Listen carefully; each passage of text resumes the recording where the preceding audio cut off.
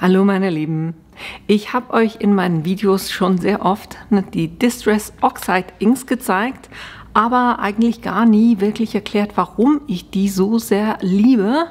Und ich dachte mir, ich mache heute wirklich ein ganzes Video über die ganzen Optionen, Varianten, die ihr mit dieser Tinte habt, was ihr damit alles anstellen könnt, und dann versteht ihr vielleicht auch, warum ich die so sehr mag und eben seht, wie ihr die dann für eure eigenen Projekte einsetzen könnt.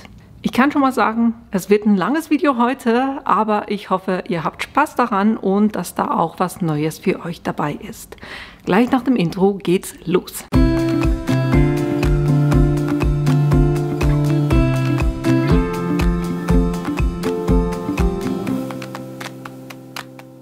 Bevor wir hier ins eigentliche Thema reingehen, wollte ich euch noch kurz auf etwas hinweisen. Nicht, dass ihr mir dann sagt, na, warum hast du nichts gesagt, jetzt habe ich es verpasst. Der nächste Event oder große Event für mich wird die Crea Fair in Zürich, Girlycon, sein. Das ist vom 1. bis 3. März 2024. Da ist die Kreativmesse. Und da werde ich bei Yasando sein, und zwar an allen 3 Tagen tatsächlich dieses Jahr. Und ich weiß auch zum Beispiel, die Plottertante wird an einem Tag, also die Miriam wird an einem Tag mit dabei sein. Die Andrea vom Kreativchalet wird an 2 Tagen mit dabei sein, und da werden auch noch weitere sein. Lasst euch da überraschen. Und natürlich wird da auch das ganze Team von Yasando mit dabei sein, weil eben wir sind am Stand von Yasando. Und da habt ihr die Gelegenheit, das Team auch persönlich zu treffen, euch Fragen beantworten zu lassen. Die sind wirklich super nett und super kompetent auch.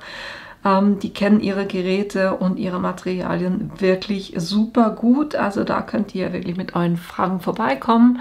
Es wird wieder Plotter sicher wird's haben, Lasersachen wird's haben, Sublimationsdrucker wird sicher sein. Also ganz viele Sachen, was es eben bei Yasando so gibt, werdet ihr da angucken können. Und es wird auch noch Workshops geben, kleine, durch den ganzen Tag durch. Ich kann euch meinen Slot im Moment noch gerade nicht sagen, aber das findet ihr dann alles an der Messe. Und ja, ich würde mich freuen, wenn ihr uns besuchen kommt. Im letzten Jahr waren schon ein paar von euch mit dabei und waren eben am Stand, und da habe ich mich wirklich drüber gefreut, euch auch persönlich zu sehen. Und ich hoffe, ihr seid dieses Jahr auch wieder dabei, und vielleicht auch, dass noch ein paar neue Gesichter mit dabei sein. Ist für mich immer schön, euch halt einfach auch persönlich zu treffen. Von dem her, für alle, die in der Schweiz sind oder nahe Schweiz, hier der Tipp: 1. bis 3. März, Zürich, Oerlikon, die Crea Fair. Und jetzt würde ich sagen, starten wir ins Thema rein. Ich wollte euch nur kurz das zeigen, von wegen Distress Ink, Distress Oxide. Das ist nicht dasselbe. Die Tinten verhalten sich anders, und die Distress Inks erkennt ihr an der schwarzen Hülle. Die Distress Oxides sind grau. Das ist schon mal der erste Unterschied. Die Zusammensetzung ist auch anders, also hier habt ihr viel mehr Pigment, und die reagieren auch auf Wasser und Pigment. Ich zeige es euch kurz, wenn wir jetzt hier zum Beispiel ein schwarzes Blatt nehmen und ich hier versuche zu blenden mit der grünen Farbe, seht ihr genau gar nichts. Und wenn ich das mit Violett mache oder mit der Distress Oxide Ink,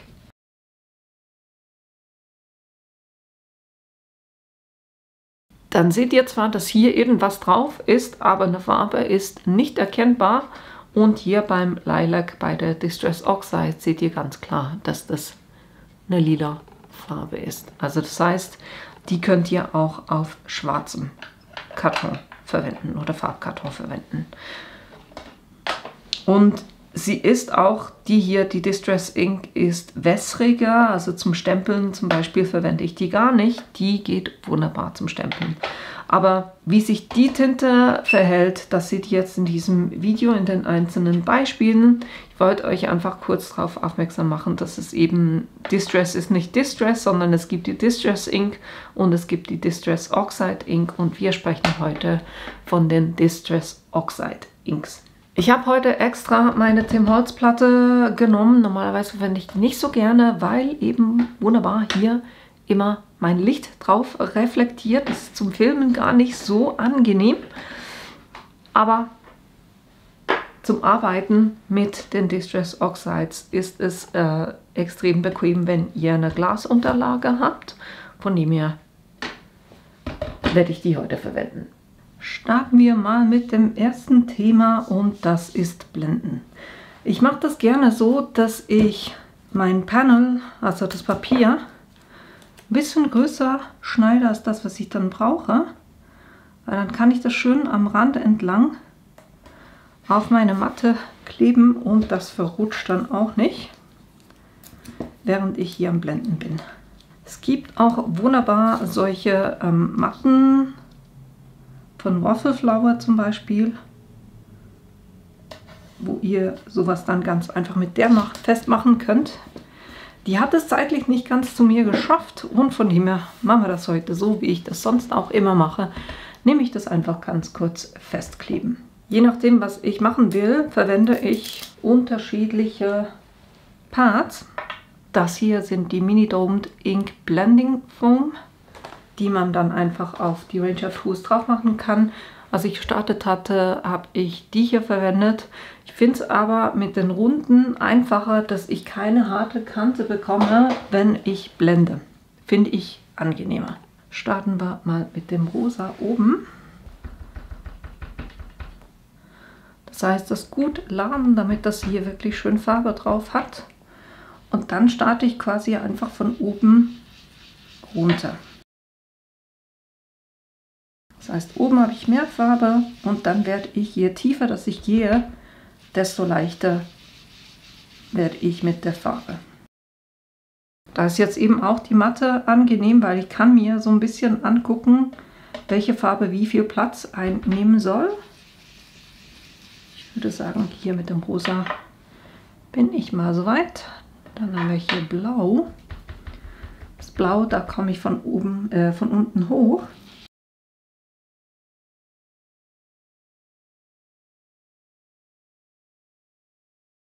Und nur zum Sagen, ich habe teilweise sind meine Kissen doch schon sehr alt, also so 3-4 Jahre. Aber wenn die irgendwann nicht mehr genug Farbe haben, dann könnt ihr da auch Re-Inker kaufen, wo ihr die Farbe ganz einfach wieder nachfüllen könnt. Jetzt gehe ich in die Mitte mit Violett rein. Oder Lila ist es. Shaded Lilac. Und wenn ihr jetzt fragt, na, wie weißt du, welche Farbe zueinander oder Farben zueinander passen? Ich probiere das ganz ehrlich gesagt einfach aus, ne? Was gefällt. So, und jetzt gehe ich langsam hier auch runter ins Blau rein. Fange das langsam hier an zu verwischen oder miteinander zu mischen. Und gleichzeitig gehe ich oben auch ins Rosa rein. Und dann komme ich mit dem Rosa von oben wieder runter.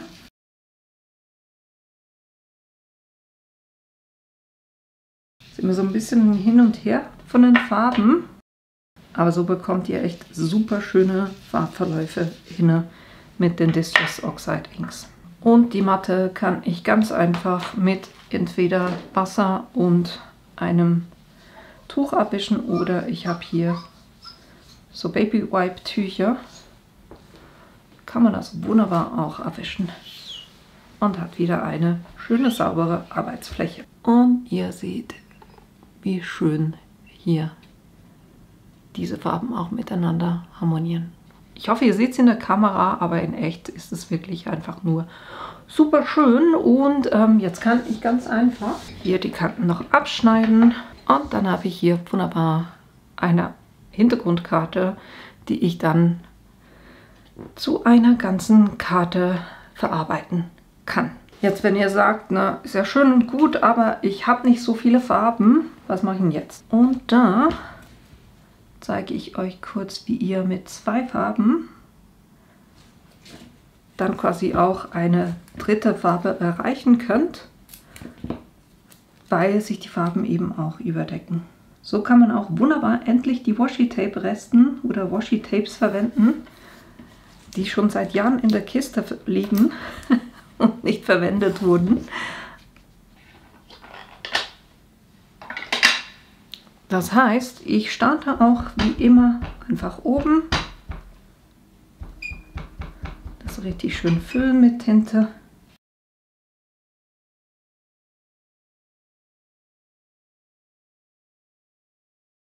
Hier unten lasse ich jetzt die Farbe ganz einfach auslaufen.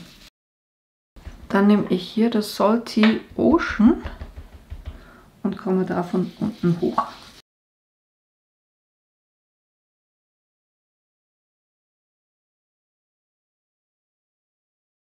Nicht zu hoch, damit ich hier die etwas weniger starkere Farbe gut auch wieder runterziehen kann. Und so sollte in der Mitte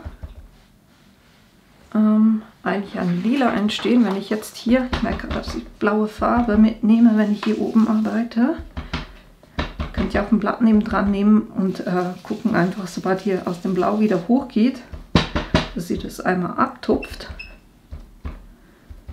dass ihr hier die pure Farbe habt. Und jetzt fangen wir hier unten an zu verblenden.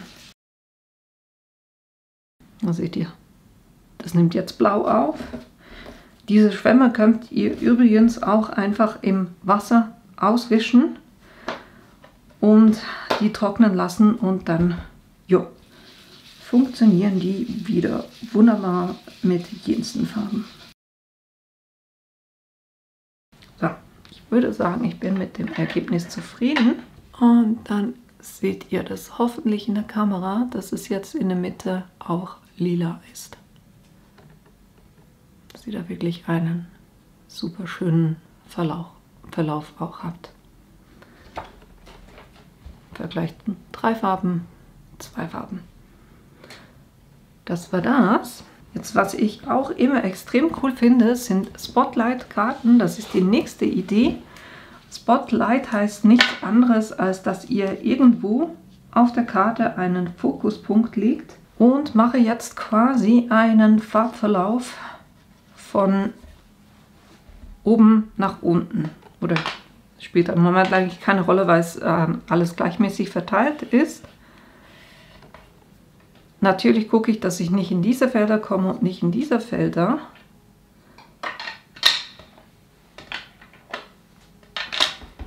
Das heißt, ich starte jetzt einfach mal hier oben. Das Feld wird komplett lila. Und dieses Lila ziehe ich jetzt hier in das Feld runter. Und ihr seht, mit diesen kleinen Domes könnt ihr eigentlich relativ präzise arbeiten, dass ihr da jetzt gar nicht groß nach links oder rechts auf die Karte drauf kommt. Und dann kommen wir von der anderen Seite mit dem Victorian Velvet hoch. Und können das hier quasi noch schön verblenden. So, ich würde sagen, das gefällt mir. Und dann können wir hier die Streifen vorsichtig abziehen, respektive zuerst die langen.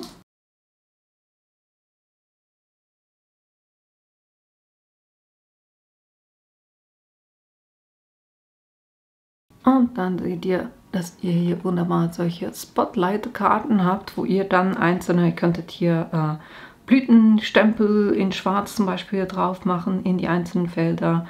Oder ja, man kann irgendwas, was man ausgeschnitten hat, reinmachen. Ich finde solche Sachen, ich habe es jetzt auf einer normalen Karte gemacht. Eigentlich, normalerweise mache ich das doch lieber mit den Slimline-Karten, weil da könnt ihr wirklich schön 3 Vierecke platzieren und die auch noch ein bisschen größer machen. Das sieht echt hammermäßig aus, auch auf Slimline-Karten. Das war die nächste Idee. Und ihr seht in der Mitte, wie schön das verblendet ist. Das nächste ist, dass ihr wunderbar Papierresten verwenden könnt. Ich will jetzt hier zum Beispiel so eine kleine Strandszene, nicht Szene. Das heißt, ich mache hier so ein bisschen einen wellenden oder welligen Übergang. So viel werde ich gar nicht brauchen. Ich mache jetzt hier eine Strandszene. Natürlich könnt ihr das auch mit Gras und Himmel machen zum Beispiel. Geht auch wunderbar.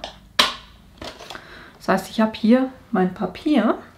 Mache jetzt kurz ein bisschen fest an der Matte, damit mir das nicht die ganze Zeit verrutscht.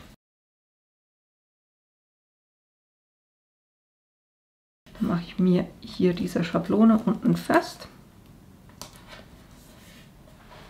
Und jetzt brauchen wir oben was eher nach Himmel aussieht. Dann nehmen wir hier das Tumbled Glass und unten Strand nehme ich das Antique Leinen. Und hier will ich jetzt gar nicht ineinander verblenden, sondern ich will eigentlich eine Kante oben und eine Kante unten. Also eine Kante zwischen oben und unten. Ich weiß nicht, wie ich das so erkläre, dass es Sinn macht. Aber ihr seht ja, was ich mache.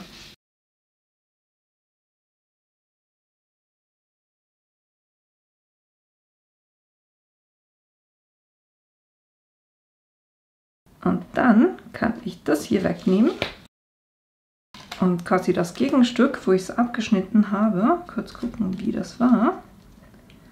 Das war genau so. Mache ich jetzt passgenau hier drauf. Und so decke ich jetzt das Blau ab und mache unten das Antique Leinen, damit den Strand.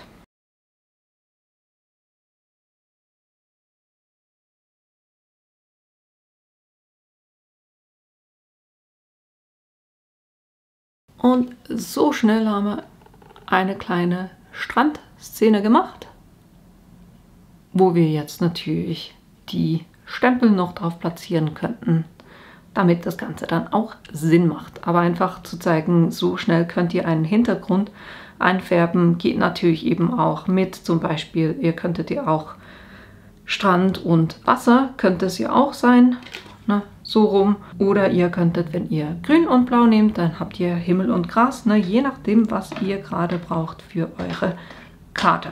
Und ihr seht, wie einfach ich meine Matte jeweils reinigen kann, weil die aus Glas ist. Ich habe hier ganz einfach Wasser drin und ein Mikrofasertuch. Und so kann man die wunderbar nach jedem Durchgang reinigen. Passt. Jetzt könnt ihr mit dem Ganzen nicht nur blenden, sondern es sind ja Stempelkissen. Also könnt ihr logischerweise auch damit stempeln. Und zwar sehr gut sogar. Und ich stemple eigentlich alle Stempel, wenn es irgendwie geht, mit dem Stempeltool, weil ich da wunderbar noch nachstempeln kann. Also kann ich das jetzt auch ein paar Mal nachstempeln.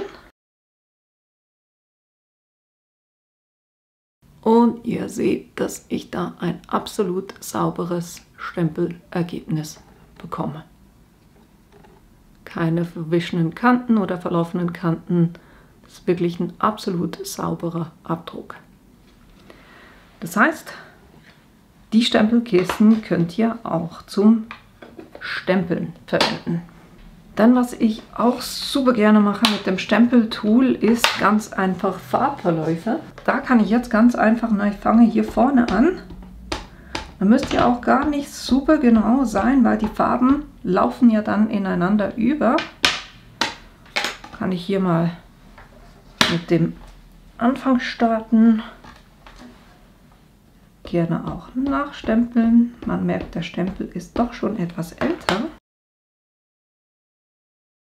Dann reinige ich den Stempel hier kurz. Ich stemple jetzt einfach, also ich gucke mir die Seite an, dass ich da das, was noch fehlt, auf jeden Fall mit abdecke. Aber es darf auch ein bisschen da rein, damit sich das überlagert. Aber hier drüben Das Day will ich noch nicht mitnehmen. Das heißt, das reinige ich wieder.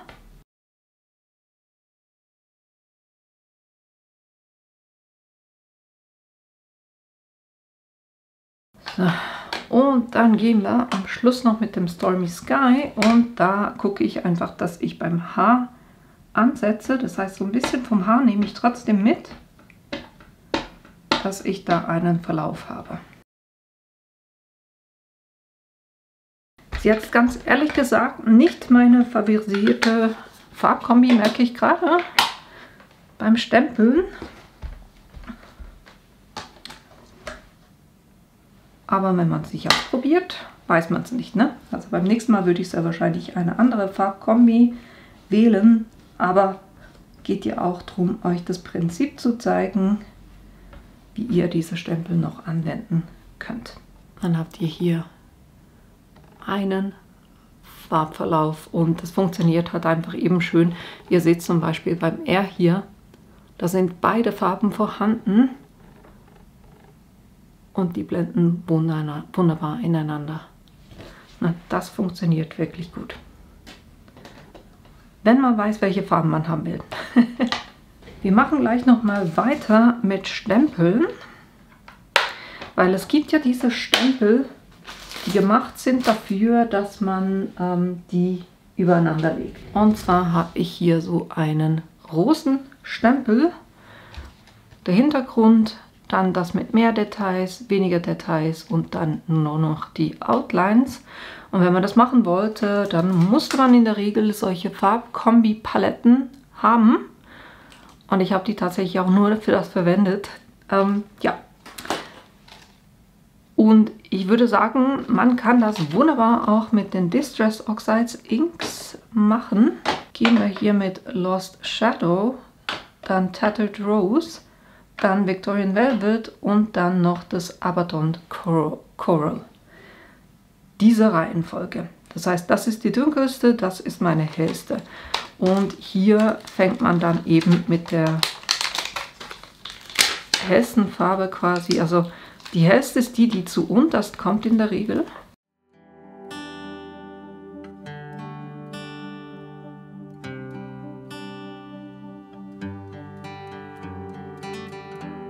Never knew that it could feel this way when you lie next to someone. You don't even need to play pretend, 'cause you find the way you are. I wanna know you better, give me every detail. I won't judge you, as you know. Could stay forever when you're lying in my arms.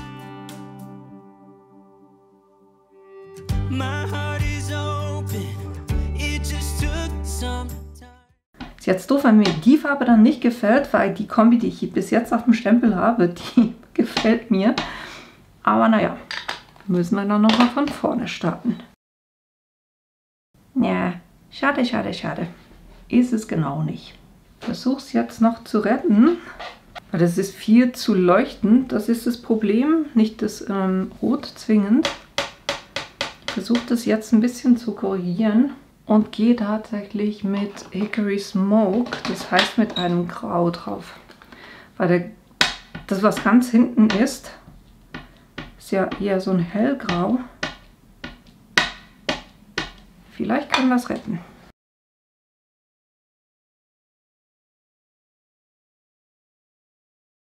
Ist halt auch das Coole, weil die Farben quasi überlagern und so viele Pigmente drin haben, kann man genau sowas machen. Also ich habe mit den grauen Linien nicht ganz die Rose getroffen, das muss man sagen. Aber vorher war es eben dieses hier oben und das hat überhaupt nicht zum Bild dazu gepasst. Dann bin ich ganz einfach mit dem Hickory Smoke oben drauf und jetzt passt die Farbe wieder. Das ist eben auch das Schöne, dass ihr so wirklich die Kombi machen könnt. Das heißt, wenn ihr Farben, also wenn ihr Stempel habt, wo ihr die Farben stapeln müsst, könnt ihr das wunderbar auch mit den Distress Oxide Inks machen. funktioniert wunderbar. Ich habe hier kurz mit Tumbled Glass eine Karte geblendet, um euch das nächste zu zeigen, nämlich, dass ihr wunderbar mit Hintergrundstempeln auf bereits geblendete Karten drauf könnt. Ich nehme hier einen Hintergrundstempel mit dieser Lichterkette, finde ich ganz cool. Und fragt mich bloß nicht, woher ich meine Stempel habe, weil ich hatte in der Anfangseuphorie extrem viele Stempel gekauft und die dann ganz einfach alle genau gleich verpackt und nie angeschrieben, was ich von wo habe. Von dem her kann ich es euch echt nicht sagen.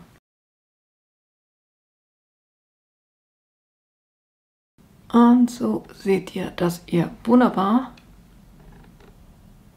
über geblendete Hintergründe auch drüber stempeln könnt, weil eben auch hier die Farbe schön drauf liegt und so könnt ihr auch schöne Ton-in-Ton-Sachen machen. Finde ich auch eine extrem coole Sache. Das war die nächste Idee. Für das nächste gehen wir nochmal zu dem kleinen hier zurück, den ich euch schon gezeigt habe zum Stempeln.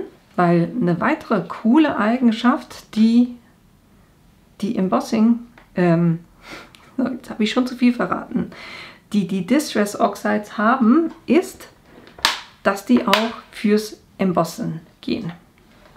Ich nehme den hier kurz auf. Das heißt, ihr könnt, ohne dass ihr zusätzlich Embossing Tinte drauf geht, ganz einfach mit der Distress Oxide das Embossen. Das Wichtige bei der Geschichte ist, dass ihr einfach das Clear Embossing Powder nehmt. Ein Clear.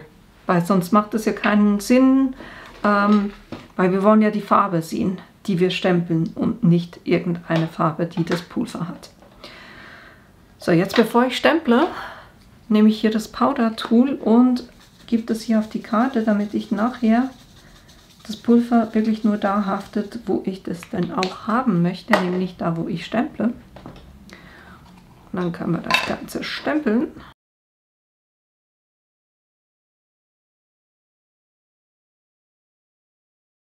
So, dann haben wir hier wunderbar einen schönen Abdruck.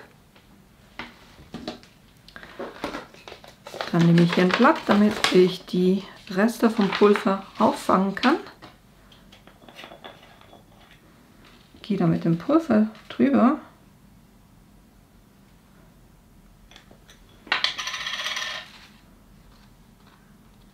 Klopfe ich das jeweils so ein bisschen, dass alles einmal abgedeckt ist.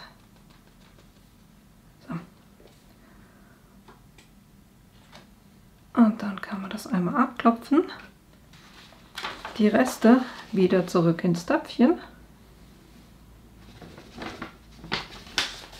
Und dann kann ich das mit dem Embossing-Föhn kurz aufheizen. Das heißt, ich lasse den kurz ein bisschen warm laufen, bis ich merke, okay, der ist heiß. Und dann gehe ich hier drauf, ich mache den Ton weg, weil das wird für euch ein bisschen zu laut.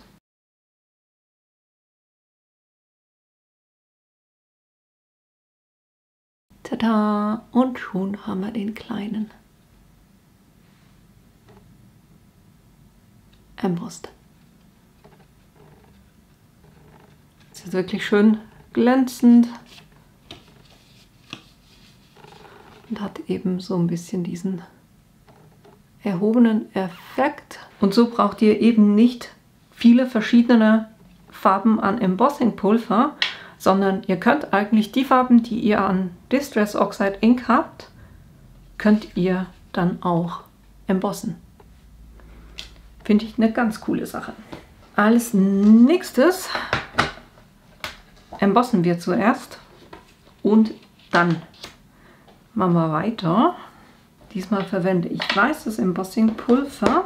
Jetzt natürlich auch wieder mit dem Powder Tool drauf, damit dann das Embossing Pulver auch nur da haftet, wo ich jetzt mit der Versamark stemple.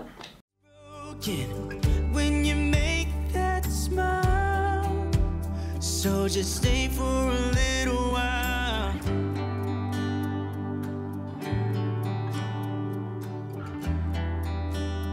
So just stay for a little while.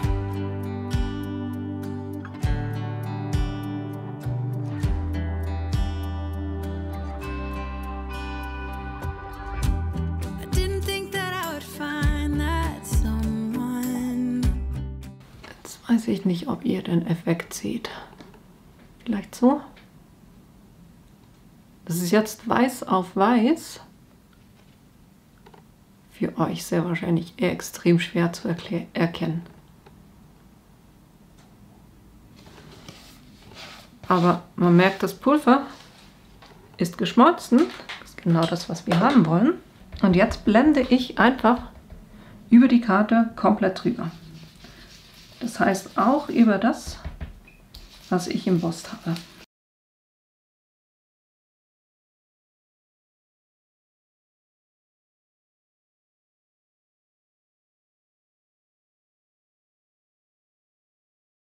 So, ich würde sagen, das reicht völlig. Und jetzt kann es sein, dass über dem Embossing-Pulver Farbe liegt. Das heißt, sie geht einfach mit dem Mikrofasertuch drüber.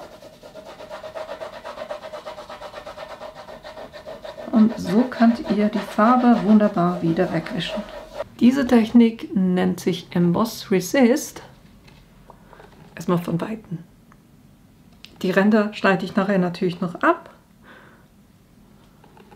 Und dann vom Namen. Sieht halt einfach schon extrem cool aus.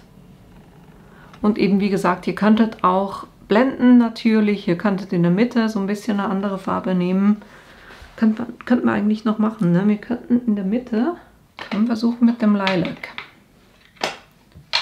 Wie immer. Probieren geht über Studieren. Ihr werdet es irgendwann nicht mehr hören können.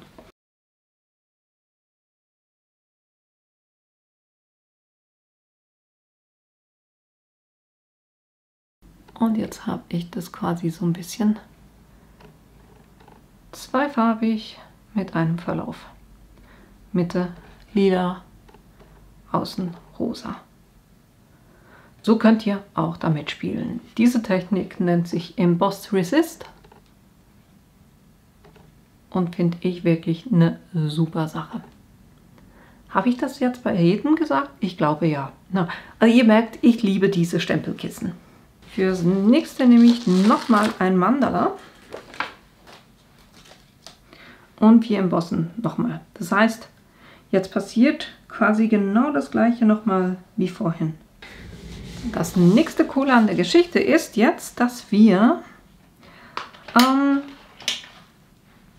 Distress Oxide Farben wunderbar mit Wasser verwenden können. Das heißt, ich mache hier einfach ein bisschen Farbe auf meine Glasmatte, gebe da ein bisschen Wasser dazu. Mehr ist es nicht.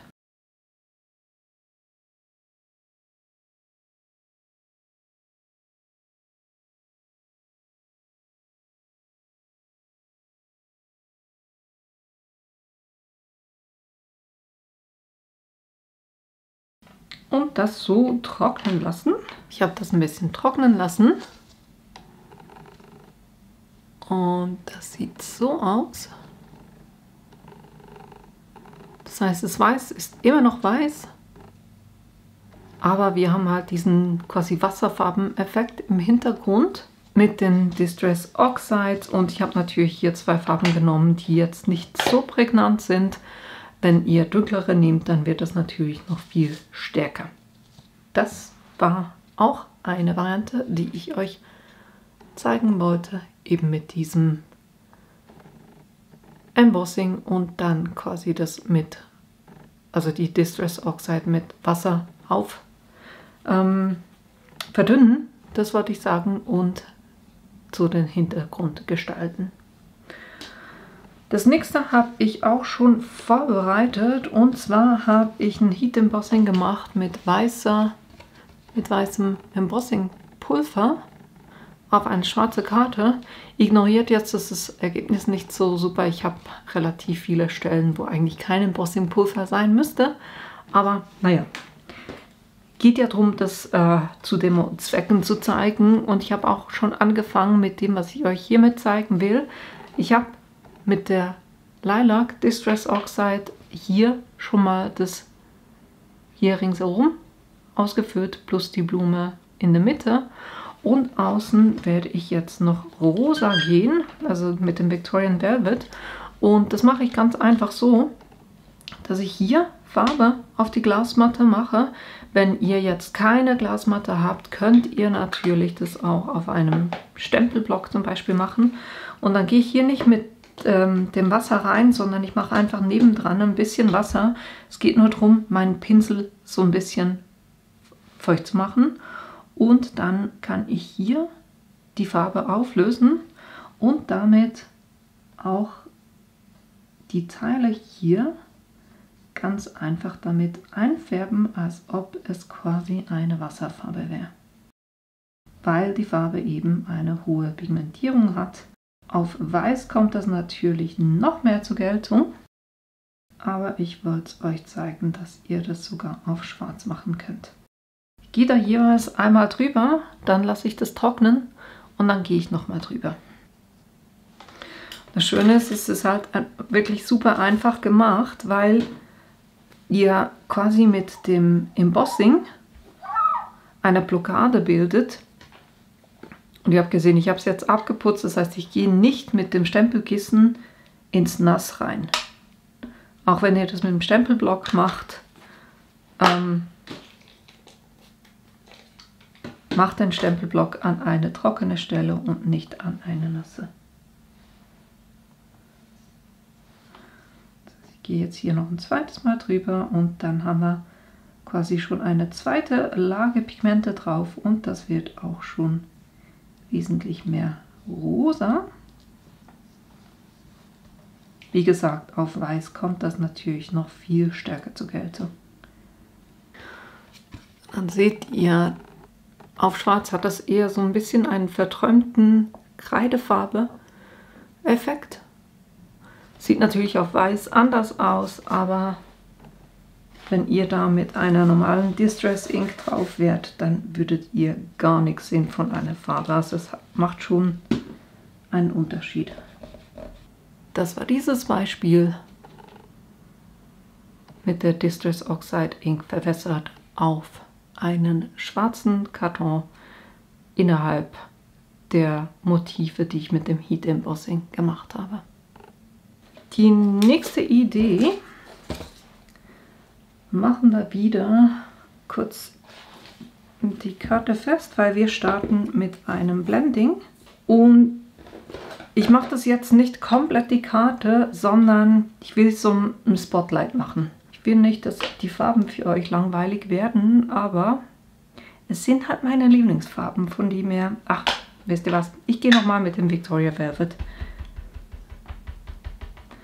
Das heißt, ich gehe hier von der Mitte aus, da will ich ganz viel Farbe haben und dann lasse ich es nach außen auslaufen. Das ist so fast ein bisschen eine Eiform oder eine ovale Form, so wollte ich sagen.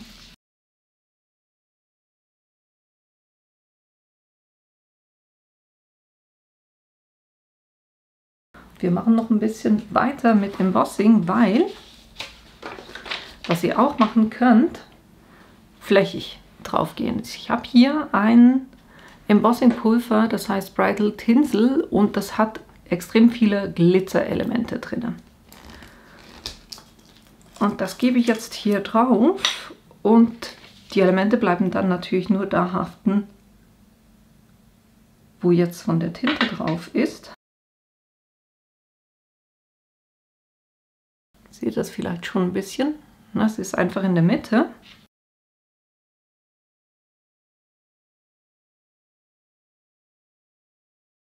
Schwierig, ob ihr das seht.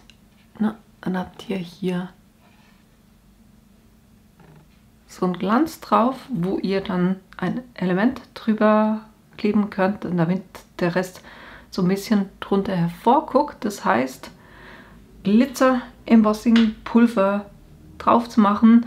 Es hält natürlich besser, je mehr Farbe auch da ist, weil ihr habt gesehen, als wir das Motiv gestempelt und embossed haben, da habe ich schon, ich habe 2 oder 3 Mal gestempelt, damit da wirklich genug Farbe ist.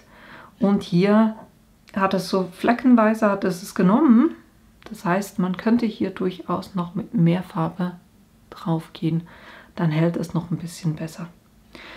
Ich bin nicht sicher, ob ich dieses Embossing-Pulver nochmal verwende, wenn ich ganz ehrlich bin, weil das Zeug hat sich echt überall verteilt. Das heißt, ich glittere jetzt quasi überall. Plus mein Tisch. Ist ja wahrscheinlich auch.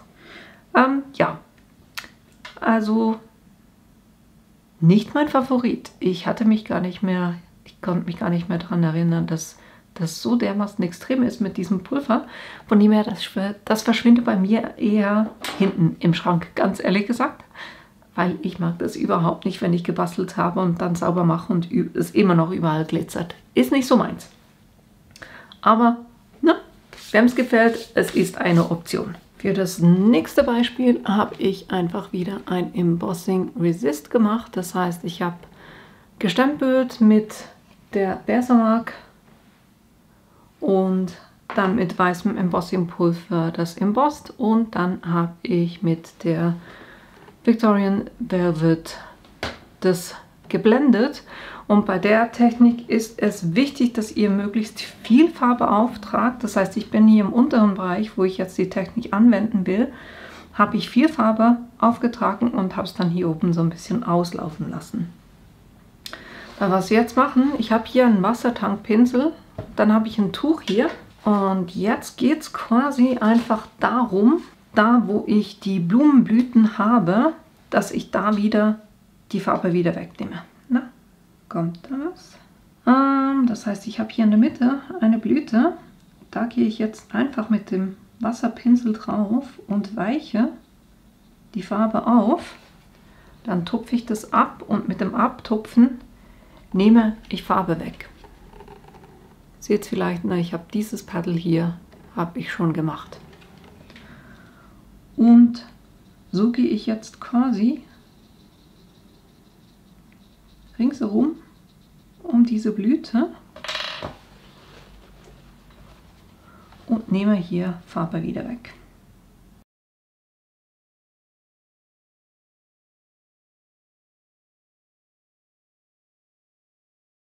Bin ich mal gespannt, ob ihr das erkennt. Also in echt sieht man es gut, dass hier bei den Blüten überall das wesentlich heller geworden ist. Und so könnt ihr quasi so ein bisschen einen Ton in Ton machen. Und eben auch das Schöne mit dem Embossing ist, dass durch diese Blocker, die ihr mit dem Embossing habt, bleibt das Wasser auch in diesen vorgezeichneten Blütenblätter quasi drin. Also gerade so mit Blüten funktioniert das wirklich wunderbar. Das war die nächste Version. Ich habe sie einfach in klein gemacht, aber das könnt ihr natürlich dann auch in groß machen. So, dann wechseln ein bisschen das Thema und zwar gehen wir über zu Wolken. Die habe ich ganz einfach, das sind so verschiedene Wolkenformen und da, wenn man die so ein bisschen dreht und wendet, kann man da wunderbar eine Wolkenlandschaft generieren. Und ich verwende das super gerne einfach für zum Beispiel Slimline-Karten, wenn ich dann irgendein Element in der Mitte habe oder irgendwo auf der Karte, was so ein bisschen zum Beispiel an einem Ballon hängt oder so. Und da gehe ich gerne mit der Tumbled Glass rein, weil die nicht so stark ist, weil für diesen Effekt braucht es gar nicht so eine starke Farbe. Da nehme ich auch gerne den Pinsel, den Blending Pinsel und ja, dann kann man eigentlich einfach irgendwo anfangen und irgendwo aufhören. So einfach ist es. Ich mache die kurz ein bisschen fest, weil ganz oben werde ich keine Wolken haben und dann mache ich das hier unten auch noch fest. So. Starten wir mal hier auf der Höhe. Und was ich mache, ich gehe von der Schablone weg und eigentlich nur entlang der Schablone und versuche da gar nicht eben zu stark Farbe aufzutragen. Für den Effekt braucht es echt nicht viel Farbe. Ich starte auch immer auf der Schablone und dann gehe ich erst aufs Papier. So, ihr seht, der Effekt ist schon mit so ganz wenig Farbe wirklich schon massiv. Who's as honest as you are? The way you make me feel at night when I am vulnerable and it's cold outside, but you make it alright. I wanna know you better. Give me every detail. I won't judge you, as you know. I could stay forever when I'm lying in your arms.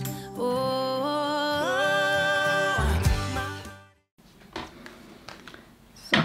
Und so schnell ist ein Wolkenhintergrund gestaltet. Und es sieht einfach jedes Mal klasse aus. Also da könnt ihr eigentlich nichts falsch machen dabei. So sieht das aus.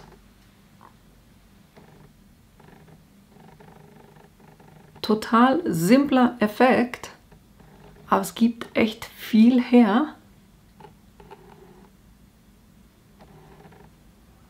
Und ich finde halt auf einer Slimline-Karte erst recht, weil es eben so länglich ist.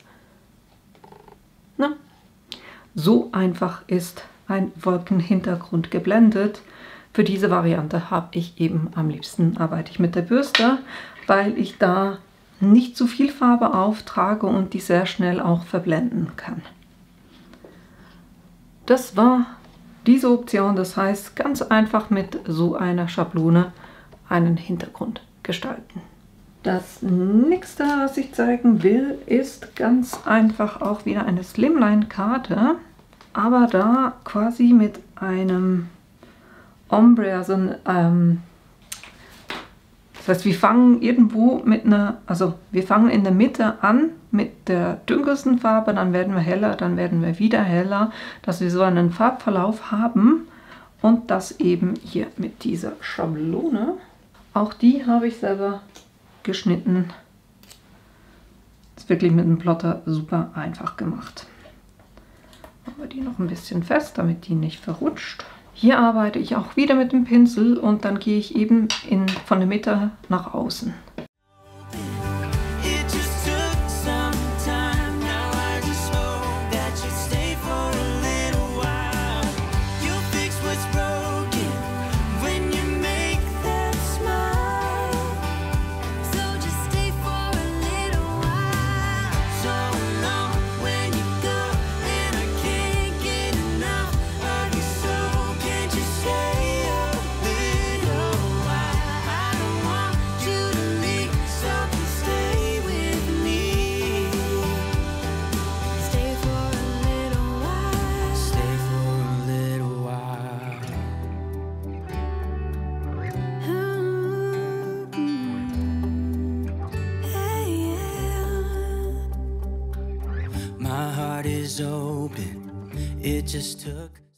Und so könnt ihr mit Schablonen zusammen auch super schöne Verläufe machen.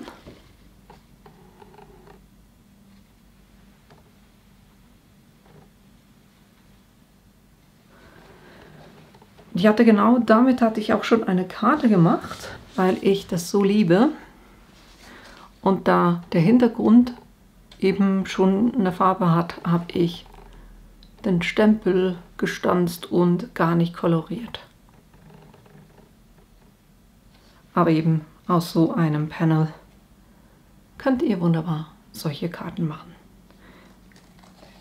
Auch wieder einer meiner Lieblinge. Ich weiß, wie alle. Wir haben mittlerweile den neuen Tag, weil gestern wurde es dann doch ein bisschen spät. Nächste Option. Ich nehme hier Stormy Sky, den Pinsel, und dann nehme ich eine Schablone. Das heißt, ich habe geblendet und gehe jetzt quasi mit dem Stencil über das drüber, wo ich geblendet habe. Und das hier ist jetzt quasi dieselbe Farbe wie mit der, wo ich geblendet habe. Aber ihr werdet sehen, dass man das dann trotzdem sieht. Ne? Wunderbar erkennbar.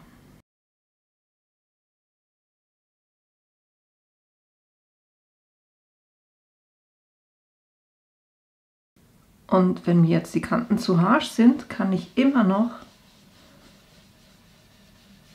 das wieder so ein bisschen, also ich habe jetzt keine Farbe geladen, sondern ich gehe quasi mit dem leeren Pinsel nochmal drüber, um das so ein bisschen zu verwischen. Das sieht dann so aus, das heißt, ihr könnt auch mit einem Stencil und der Oxide Ink über einen schon geblendeten Hintergrund drüber. Als nächstes machen wir was passend zum Valentinstag. Dann nehmen wir ein schönes, starkes Rot. Dann habe ich hier einen Stencil mit ganz vielen kleinen Herzen. Das ist jetzt ein Viereck, spielt aber keine Rolle, weil ich kann ja mit dem Pinsel selber bestimmen, wo ich blenden will. Das heißt, ich werde hier einfach in der Mitte stärker und das so ein bisschen auslaufen lassen.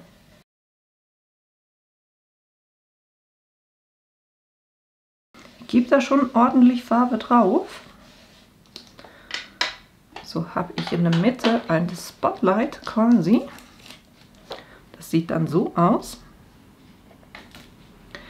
Und was ich jetzt mache, weil das hatten wir ja schon hier mit dem Stencil, aber was ich jetzt damit mache, ist, dass ich hier das embosse.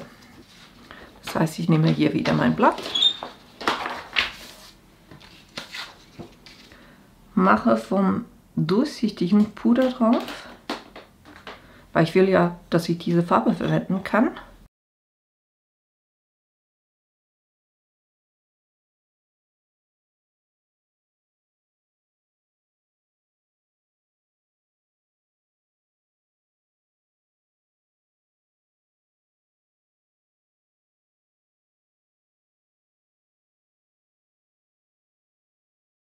Und dann habt ihr hier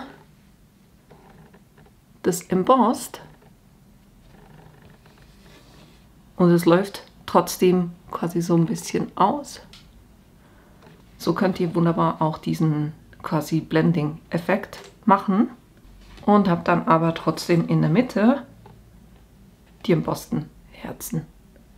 Finde ich, hat auch einen extrem coolen Effekt. Dann nehme ich hier eine kleine Karte, die ich schon geblendet habe, nehme meine Herzen, versuche das gerade so irgendwo hinzulegen, wo ich dann nicht auf den Kleber komme, den ich da unten festgemacht habe. Und was ich jetzt machen kann, wenn ich so ein Baby Wipe nehme, also so ein, wie heißen die, Babyfeuchttücher, weil das ist so ein bisschen feucht. Dann kann ich hier drauf gehen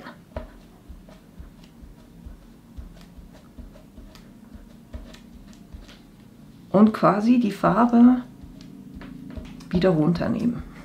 Ihr könnt das noch ein bisschen verstärken, indem ihr das noch ein bisschen mit Wasser besprüht.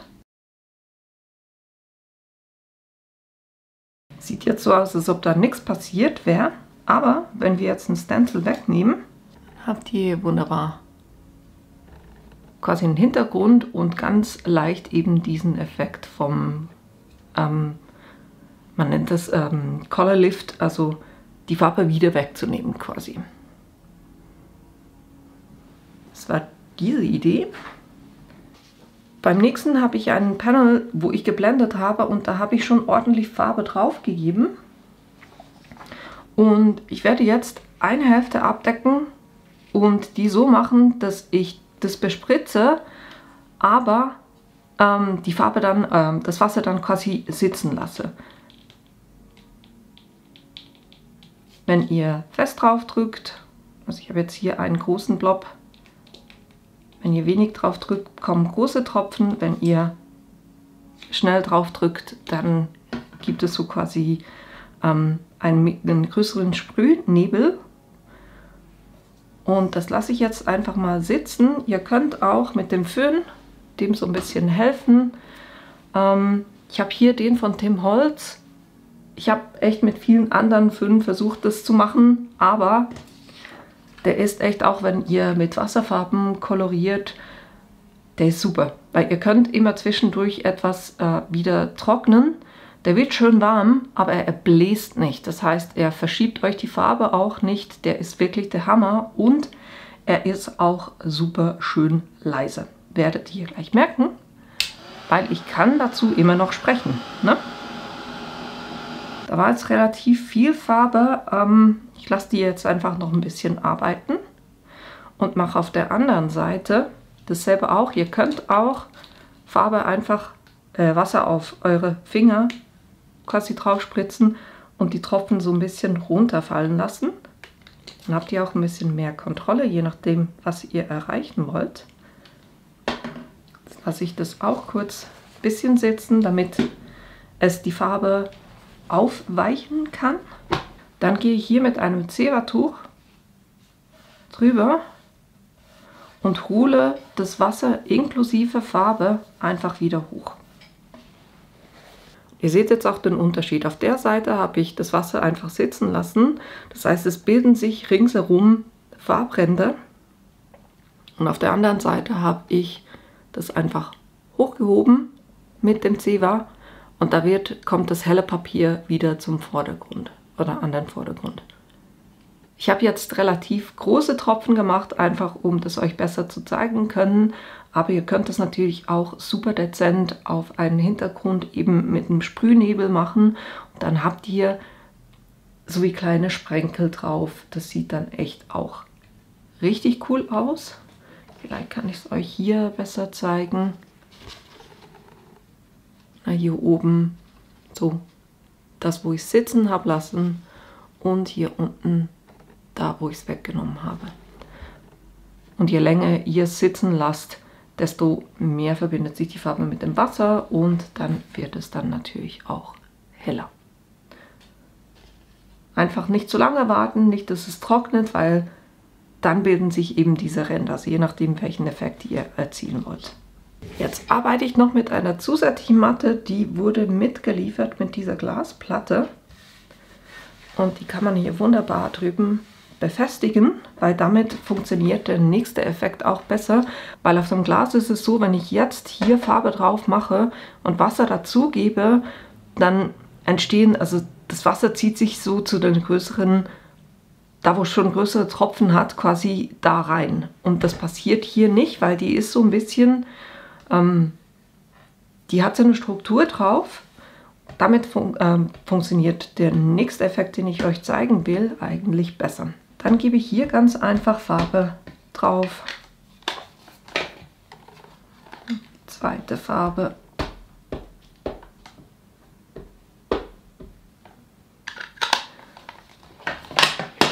Und dann Wasserspritzer drauf.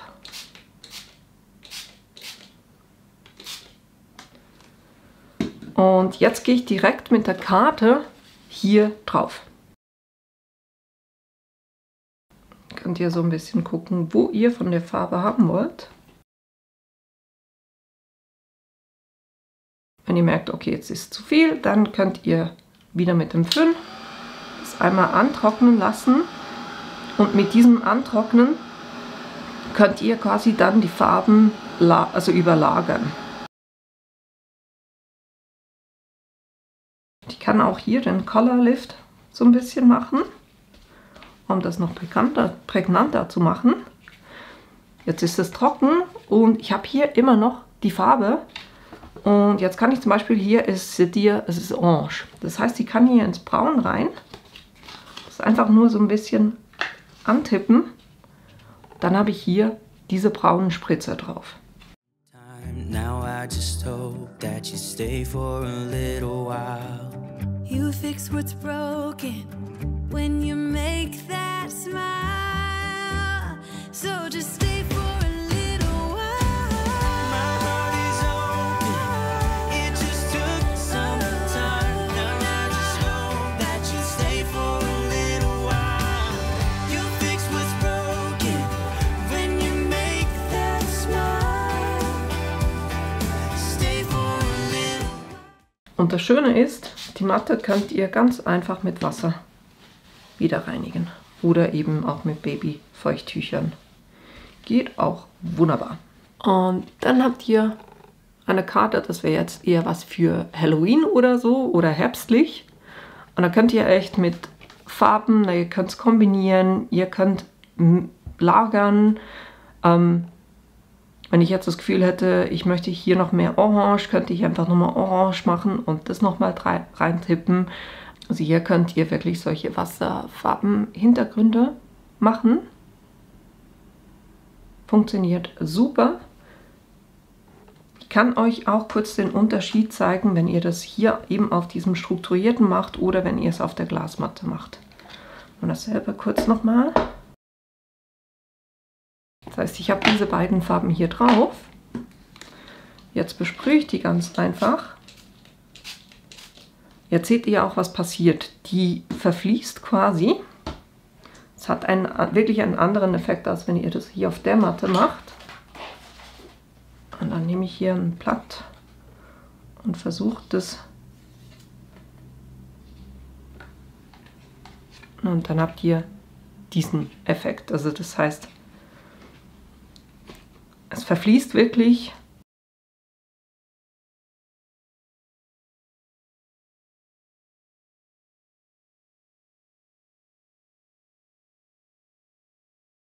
Dann seht ihr, dass ihr hier halt einen anderen Effekt habt, als wenn ihr das auf so einer Matte macht.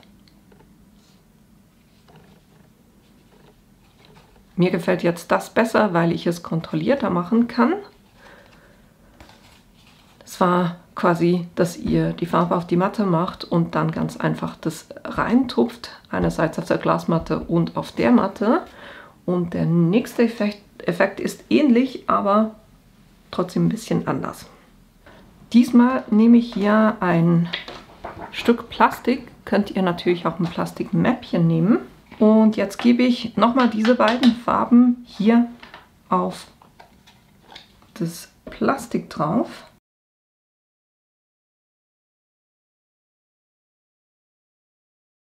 Dann befeuchte ich das Ganze. Jetzt kann ich das nehmen, wenn es denn will. Und die Farbe sitzt immer noch hier drauf. Und dann kann ich quasi kontrollierter sagen, ich hätte hier gern ein bisschen braun, dann ein bisschen von dem. Wenn ich jetzt das Gefühl habe, es ist noch zu wenig wässrig, kann ich da immer noch Wasser drauf geben. Das heißt, ich kann hier wirklich viel kontrollierter arbeiten und ich drücke einfach die Stelle runter, wo ich das Gefühl habe, doch, die gefällt mir.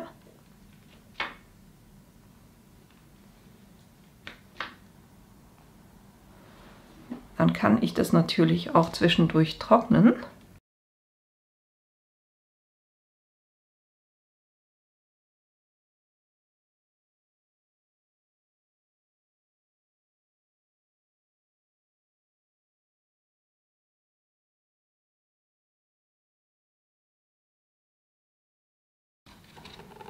Dann sieht es so aus, das heißt, ich kann 4 Stöcke kontrollieren, was ich wo haben will. Die 3 zum Unterschied, das eben mit dem Weißen. Es geht fast ein bisschen in die Richtung. Und das mittlere eben nur mit der Glasplatte. Da habt ihr praktisch keine Kontrolle oder fast keine Kontrolle, wie sich die Farbe verhält. Ich weiß, es ist nicht für jeden, aber gerade so die Mixed Media machen, solche Hintergründe und dann eben auch in den Farben natürlich, die euch dann gefallen, könnt ihr da wunderbar so damit arbeiten. Dann, wenn wir gerade so bei dem sind, was ich euch hier gezeigt hatte, ihr könnt natürlich die auch wunderbar verwenden, wenn ihr Wassersprenkel machen wollt. Je nachdem wie groß natürlich.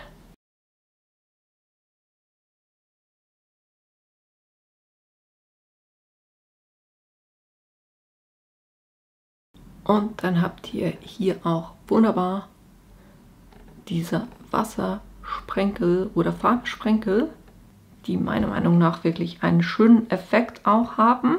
Und ihr habt gesehen, ich habe das geföhnt Und eben mit diesem Föhn ist es wirklich so, dass die dann nicht irgendwie flüchten, sondern die bleiben wirklich schön an einer Stelle. Ihr seht es gerade so bei diesen großen hier, die werden nachher wirklich wunderschön rund. Und ihr habt eben durch die hohe Pigmentierung eine schöne Deckkraft hier. Ich nehme jetzt hier diesen Panel nochmal und will euch auch zeigen, dass ihr hier auch jetzt mit Acrylfarbe quasi Spritzer drauf machen könnt. Weil das Schöne hier ist eben, dass die Farbe quasi auf der Karte drauf liegt. Es verwischt trotzdem nicht, aber es wird, wenn ich jetzt mit etwas gehe, was ein bisschen flüssig ist, verschwindet das dann trotzdem nicht komplett.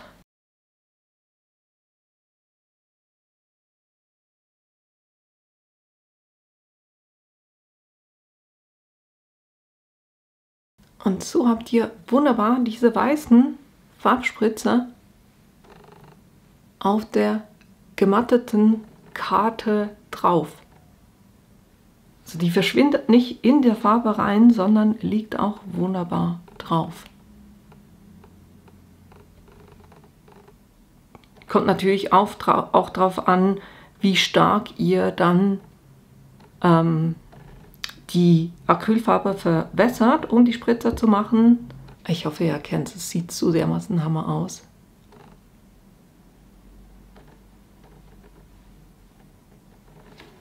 Auch das eine Möglichkeit. Das heißt, ihr könnt da wunderbar dann auch nachträglich noch mit was drauf und es verschwindet nicht in der Farbe drin.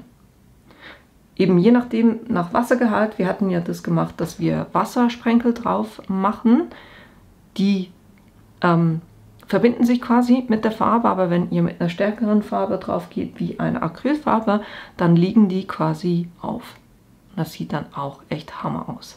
Jetzt nehmen wir einen auch von denen, wo ich geblendet hatte. Und jetzt nehme ich nochmal diesen Hintergrundstempel. Mache den hier. Diese Richtung macht mehr Sinn, ne? Genau, so möchte ich das haben. Und was ich jetzt mache, ist, ich mache diesen Stempel hier drüben, feuchte ich so ein bisschen an. Nur so ein paar Spritzer. So, und jetzt gehen wir da drauf und ich stemple das.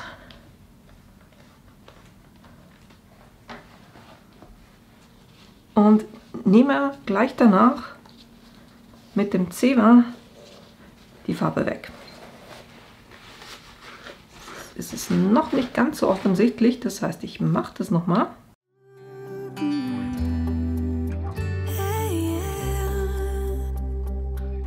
My heart is open.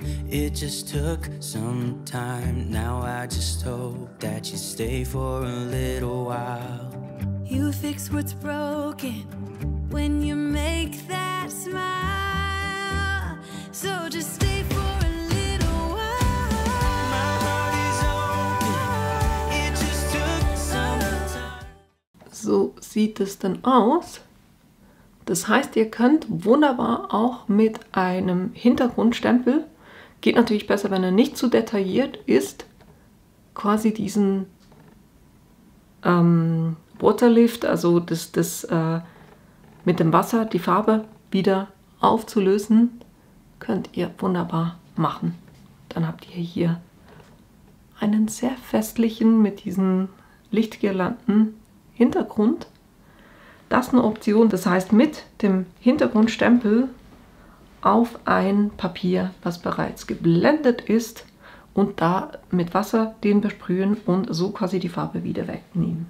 Das ist eine Option. Jetzt nehme ich ein bisschen ein anderes Motiv, aber auch wieder Blüten, weil wir wollen jetzt noch was anderes machen, logischerweise. Und dann stemple ich das mit Archival Ink, weil die nicht mit Wasser reagiert.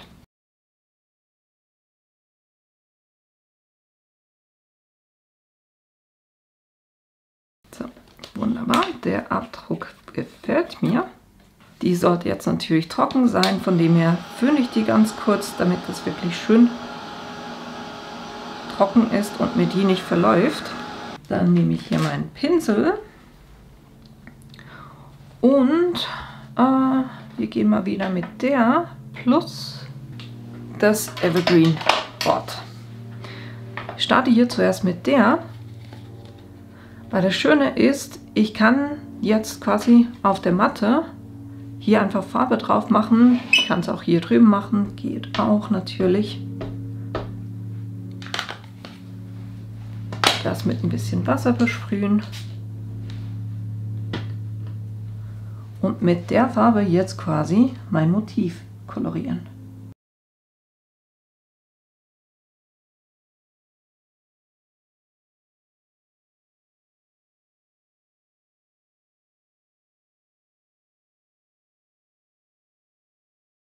Weil das Schöne ist, ja, wir können Farben auch überlagern. Und je weniger Wasser ich nehme, desto dunkler wird eine Farbe auch. Das heißt, ich kann jetzt hier tatsächlich auch Schattierung setzen. Und wenn ihr noch ein bisschen mehr Farbe braucht, natürlich nicht da rein, wo ihr das Wasser schon drauf habt. Und dann noch die Blätter mit Grün.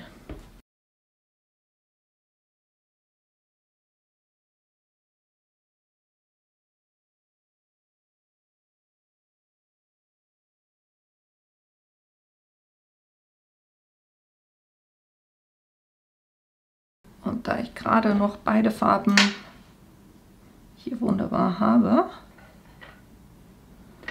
machen wir auch noch ein paar Farbsprenkler drauf.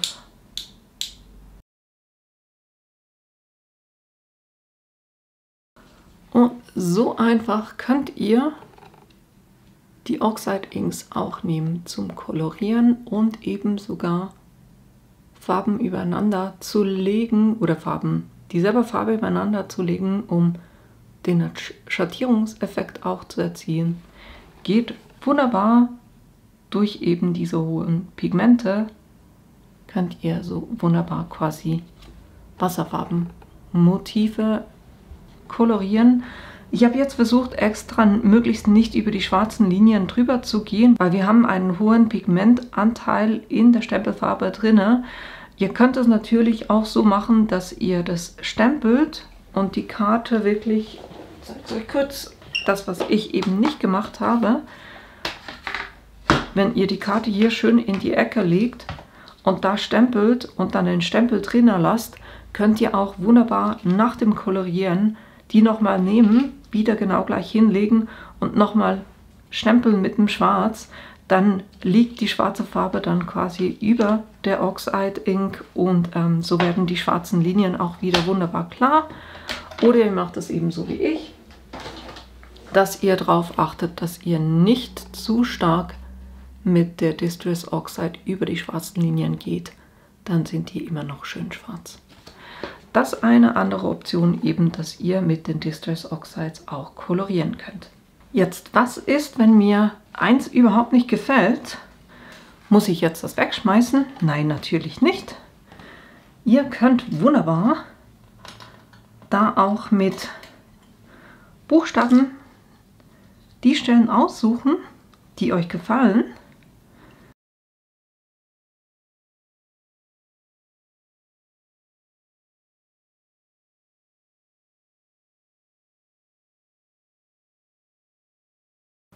Dann könnt ihr wunderbar aus etwas, was euch eigentlich gar nicht so gefallen hat, hier extrem coole Effekte erreichen. Na?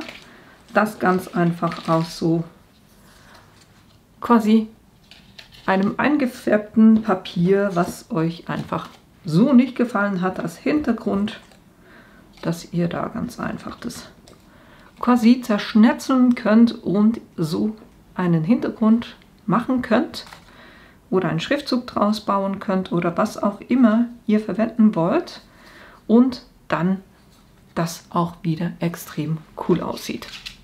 Finde ich zumindest.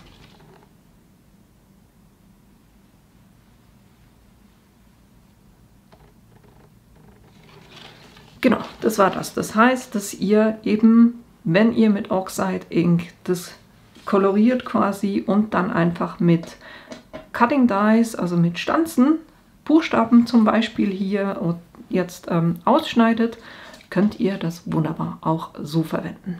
Das nächste zeige ich euch kurz als Trockenübung, weil da habe ich auch ein ganzes Shorts dazu gemacht. Da seht ihr das wunderbar, wie das funktioniert. Ich habe hier einen Embossing-Folder für die Stanzmaschine, Stanz- und Prägemaschine. Und was ich hier gemacht habe, wenn ihr das ganz normal prägt, dann sieht es so aus. Jetzt, wenn ihr aber, oder wenn ihr farbigen Karton, dann sieht es so aus. Also das ist normal gestanzt oder geprägt. Und wenn ich jetzt aber mit so einer Walze quasi ins Stempelkissen reingehe und dann auf die Seite, wo die Prägung nach innen geht, das sagt ja immer eine, da steht es auf und eine, wo es runter geht. Auf diese Seite und mit der Walze verhindert ihr eben, dass ihr dann reingeht, sondern ihr bleibt auf der Oberfläche. Wenn ihr das so einfärbt, dann das Papier reinlegt und darauf achten, das dann nicht mehr zu verschieben, sondern einfach reinlegen und das festhalten, zumachen, festhalten und so festgehalten durch die Maschine kurbelt und dann dreht ihr es am besten um, haltet es wieder und dann nehmt ihr das Papier so weg. Das heißt, ihr achtet wirklich drauf, dass ihr die ganze Zeit, dass es nicht verrutschen kann. Und was dann dabei rauskommt, ich zeige es euch kurz als Vergleich. Das hier ist mit dem weißen Karton und das hier ist mit dem rosa Karton und das ist diese. Das war die Farbe hier. Es funktioniert nicht mit allen gleich gut. Ich habe das auch mal mit der Shaded Lilac versucht. Ich denke, da war das Kissen ganz einfach noch zu saftig, also zu stark geladen. Ich weiß es nicht, aber hier, die hat sich wirklich, also ihr seht es auch, wenn ihr es auftragt auf das Plastik drauf, wenn sich die Farbe so ein bisschen zusammenzieht, dann sieht das Ergebnis nachher auch so aus. Es sollte eigentlich wirklich sein, dass die Farbe, wenn ihr die drauf macht mit der Walze, dass die auch schön verteilt bleibt und sich nicht in so kleinen Farbblasen zusammenzieht. Wenn das der Fall ist, wird das Ergebnis nicht wirklich schön, sondern dann probiert ihr das am besten mit einer anderen Farbe aus.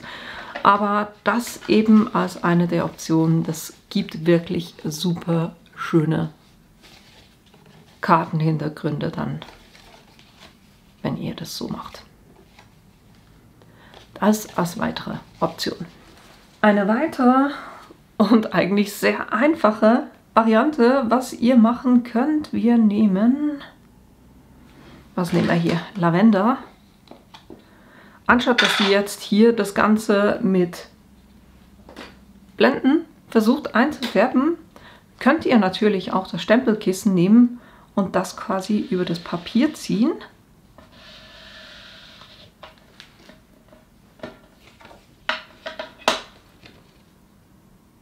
Ich finde auch diesen Effekt extrem cool. Das quasi als Spotlight dann so zu haben, hat so ein bisschen einen Vintage-Effekt, je nachdem natürlich, wie stark euer Kissen geladen ist. Das finde ich schon extrem cool, so quasi den Blickpunkt auf die Mitte zu machen. Ne? Das ist eine extrem einfache Variante. Und natürlich könnt ihr auch das wieder kombinieren mit anderen Sachen. Zum Beispiel könntet ihr da jetzt auch natürlich Wasserspritzer drauf machen und dann die Wasserspritzer wieder hochheben. Auch das geht, um eine Kombi zu machen. Ihr könntet Farbsprenkler drauf machen. Ganz viele verschiedene Möglichkeiten, was ihr damit dann noch machen könnt. Das ist so quasi die einfachste und schnellste Option.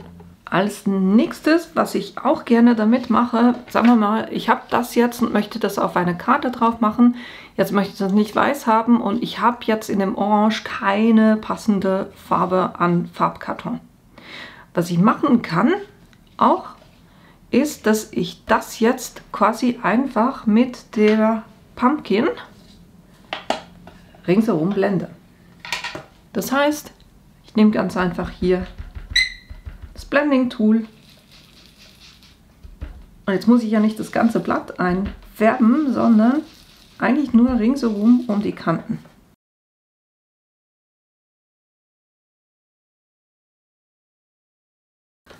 So, ist das schon erledigt. Sagen wir, ich will das ein bisschen erhöht aufbringen. Dann kann ich jetzt das ganz einfach hier drauf machen und dann habe ich quasi eine Mattung, die zu der Farbe passt, die ich hier drin habe. So verwende ich das auch super gerne, weil dann muss ich nicht in jensten Farben, die dann zu meinen Oxide Inks passen, Farbkarton haben, sondern ich kann hier ganz einfach das kurz blenden. Muss eben nicht die ganze Karte blenden, sondern kann nur den Rand machen und habe dann wunderbar die passende Mattung zu dem, was ich hier drauf habe. Das ist eine weitere Möglichkeit. Jetzt gehen wir noch ein bisschen in ein anderes Thema rein, und zwar, wenn ihr das Ganze zusammen mit den Gel Printing Plates verwendet. Das sind so spezielle Plates, das könnt ihr wunderbar einfach auf eure Arbeitsplatte machen. Hält fest, wunderbar. Das heißt, ich habe jetzt quasi denselben in groß, weil es mit dem ein bisschen einfacher geht, die Farben ineinander zu blenden. Nehmen wir die wir auch schon hatten. Ich nehme hier das Victorian Velvet und das Shaded Lilac. Das heißt, ich gebe das Shaded Lilac auf eine Seite.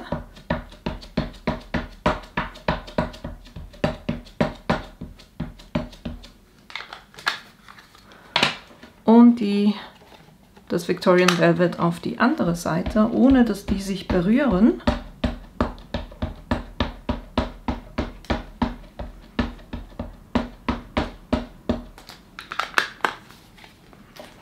So, jetzt gehe ich mit dem Roller drüber und gehe mal so ein bisschen links, rechts, so dass ich diese Mitte miteinander verblende.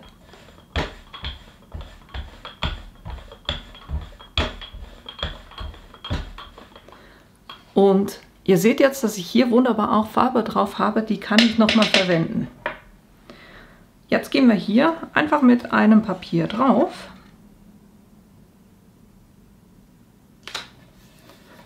Dann könnt ihr das so ein bisschen reinpressen, dass sich die Farbe wirklich schön hier auf euer Blatt überträgt.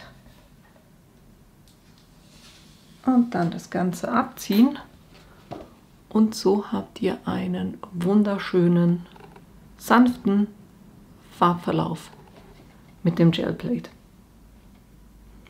Das quasi die schnellere Variante ist, natürlich nicht so kräftig, wie wenn ihr das hier mit denen blendet, aber gibt schon sehr schöne Hintergründe. Jetzt habe ich gesagt, na, ihr habt hier immer noch Farbe drauf. Das heißt, ihr könnt hier durchaus nochmal drauf gehen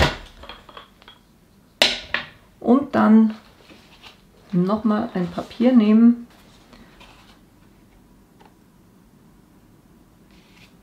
und das nochmal machen. Kann auch das wieder hochheben und ihr seht, wir haben gleich noch ein zweites davon. Natürlich seht ihr Strukturen, zum Beispiel wenn ihr da irgendwas drauf habt, die zeichnen sich ab, aber ich finde, das gibt denen echt so ein bisschen auch was Spezielles. Also so wirklich wunderschöne Hintergründe gestalten, und natürlich ist das bei der ersten kräftiger als bei der zweiten, weil es der zweite Abzug ist. Das ist ein ganz normales Blending. Und dann mache ich nochmal dasselbe.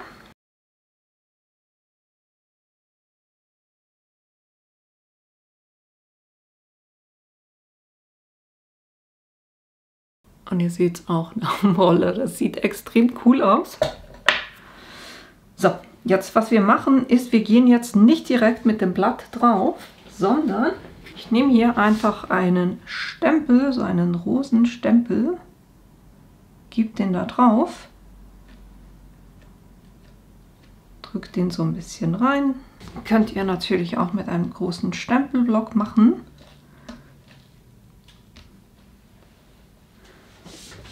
vielleicht noch eine zweite Karte dazu, weil ich kann auch versuchen, ob ich das jetzt hier draufstempeln kann. Moment, Platzproblem. Aber es müsste eigentlich gehen. Weil ich habe ja jetzt auf meinem Stempel Farbe drauf. Jetzt doof, weil ich nicht richtig runtergedrückt habe. Aber ihr seht zumindest auf der Seite, dass es wirklich schön geworden ist. Ich versuche es jetzt einfach nochmal, weil ich finde es gerade so dermaßen cool von der anderen Seite. Und hier mit dem Stempel natürlich jetzt nicht hin und her reiben, sonst macht ihr das Papier auf dem Gelplate, das Motiv auf dem Gelplate, weil das wollen wir noch verwenden, macht ihr kaputt. Das heißt, schön hochheben. Ihr seht jetzt hier drauf haben wir auch das Motiv. Ich versuche das jetzt nochmal schöner zu stempeln.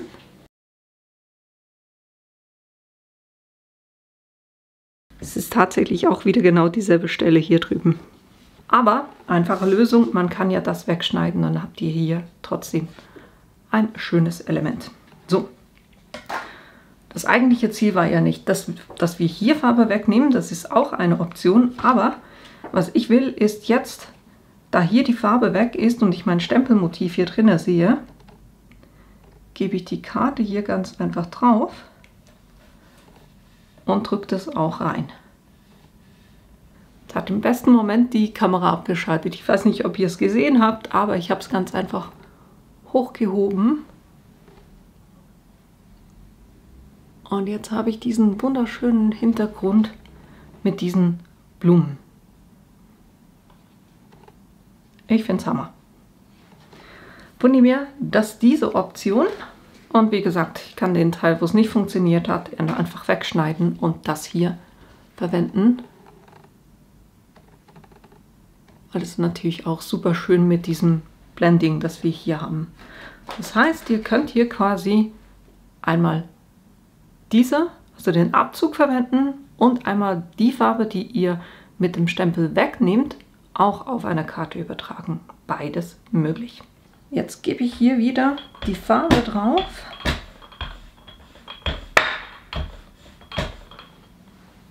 Ich merke gerade, wir brauchen noch ein bisschen mehr.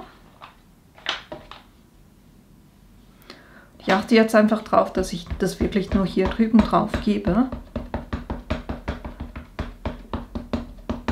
Und nicht mit dem Stempelkissen ins Violett reingehe.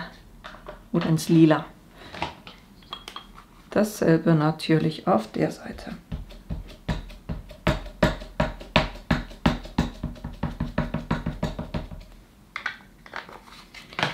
So, versuchen wir das noch ein bisschen zu verteilen. Weil wir können das natürlich nicht nur mit großen Stempeln machen, sondern wir können hier wunderbar auch kleine Stempel verteilen.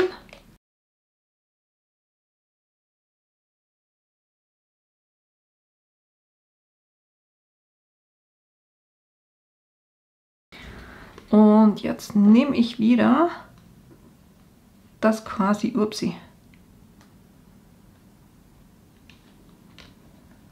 auf mein Acrylblock auf und hebe das gerade hoch. Das heißt, ihr könnt auch das hier wieder verwenden, mache ich jetzt nicht, sondern ich lege hier eine Karte drauf.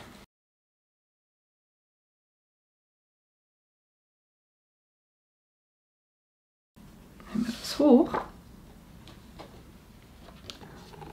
Und dann habt ihr quasi einen Hintergrund mit kleinen Stempeln. Das heißt, das könnt ihr nicht nur mit großen Stempeln machen, sondern ihr könntet auch zum Beispiel in der Mitte einfach was machen. Also hier alles möglich, dass ihr hier diesen quasi die Farbe mit dem Stempel hochnehmt und dann den Rest quasi mit dem Blatt dann vom Gelplate hochhebt. So, jetzt laden wir das Gelplate nochmal. Ja, ich versuche mal. Weil ihr könnt das Ganze nicht nur mit Stempeln machen, sondern ihr könnt da zum Beispiel auch Stanzen verwenden. Ich habe hier so Herzstanzen und die verteile ich jetzt einfach mal hier drauf. Ich hätte gerne diese Richtung.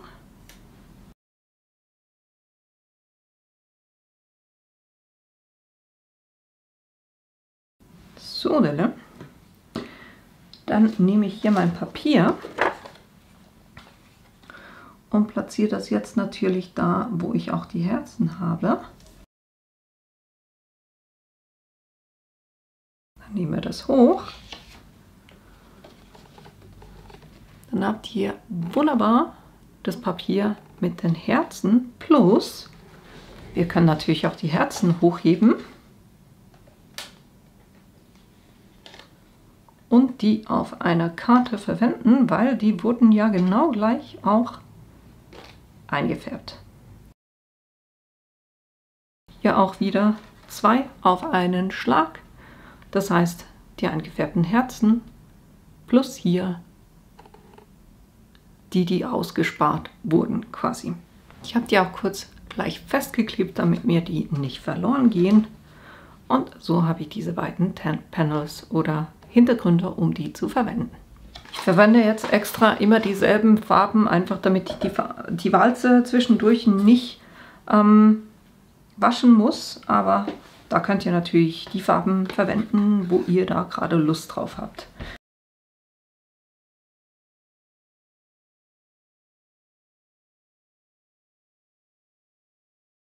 Und jetzt nehme ich hier wieder meine beliebte Schablone oder meine heißgeliebte Schablone, mache die drauf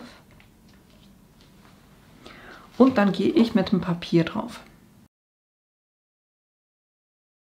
Ich halte das Papier hier auch fest, damit ich das nicht zu groß irgendwie verschiebe. So, kann ich das hochheben. Dann habe ich hier auch die ganzen Herzen drauf, schön geblendet. Ist ein bisschen kriseliger, als wenn ich das natürlich direkt mit der Schablone blende. Aber das Coole ist auch, ich kann jetzt auch die Schablone hochheben. Dann habe ich den hier. Das heißt, davon kann ich einen Abzug nehmen. Und wir können sogar probieren, ob ich die Schablone auch auf ein Stück drauf machen kann und das so übertragen kann. Da gehe ich jetzt mit dem Roller quasi drüber, um das wirklich schön ins Papier zu drücken.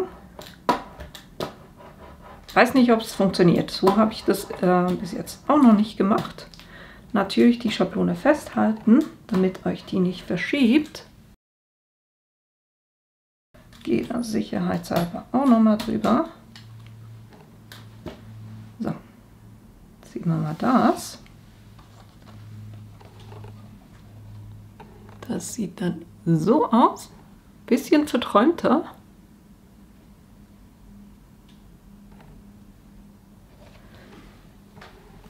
Und dann haben wir hier drüben noch die Schablone. Ja. Auch ganz lustig, einfach nicht ganz so prägnant wie jetzt zum Beispiel das hier. Aber rein theoretisch könntet ihr so aus einmal laden 3 verschiedene Kartenhintergründe machen. So, wir sind auch schon beim zweitletzten angelangt. Das heißt, lade das Ganze hier nochmal. Dann gehe ich hier mit so einer gepunkteten Schablone drauf und dann ziehe ich das mit dem Papier ab. Dann habe ich hier so einen gepunkteten Hintergrund. Dann nehme ich die Schablone weg und habe quasi immer noch die Punkte hier drauf. Und dann nehme ich zum Beispiel hier, ich habe so aus einer Verpackung einfach die obere Schicht gelöst und lege das jetzt quasi hier drauf. Ziehe das wieder ab und gehe dann mit einem neuen Papier drüber. Und dann habt ihr hier die Punkte plus die Streifen. Ich will euch damit eigentlich nur zeigen, dass ihr, upsie, wunderbar auch Sachen layern könnt. Jetzt hier oben habe ich keine Farbe auf meiner Karte, das heißt, da nehme ich noch ein bisschen Farbe auf. Selber hier unten beim Rosa, upsie, beim Rosa brauche ich auch noch ein bisschen Farbe. So könnt ihr wirklich ganz wilde und lustige, spezielle Hintergründe gestalten. Und ihr könnt natürlich immer, solange ihr noch Farbe hier drauf habt und auf dem Gelplate, könnt ihr auch ganz einfach einen Karton nehmen und einfach mal so ein bisschen, hier ein bisschen Farbe, hier so ein bisschen Farbe von der Seite, hier so ein bisschen und hier unten auch noch so ein bisschen. Hier unten habe ich ein bisschen zu wenig, wo könnte ich da noch Farbe nehmen? Wir laden einfach nochmal. Hier habe ich noch zu wenig Farbe.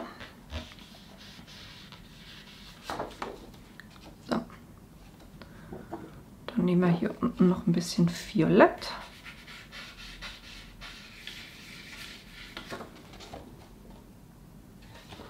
Hier hätte ich auch gerne noch eine Ecke.